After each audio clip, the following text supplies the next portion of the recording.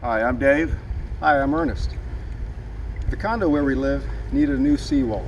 The old one was wood with some rocks on the outside, and over time that had eroded away. The river was reclaiming some of this sand because the waves were lapping over, taking it back, and there's only a certain amount of distance between the shoreline and our building, so we're trying to protect it. But we wanted something a little bit more natural instead of just a plain concrete seawall.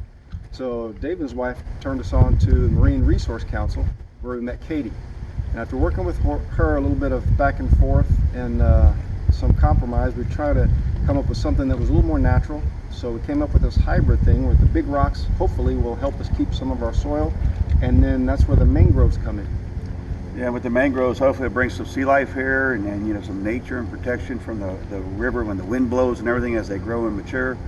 So it's a project we're just been getting going for about 2 years, and we hope to continue it and see how it goes. Yep, hopefully this will turn out well. Thanks, Katie.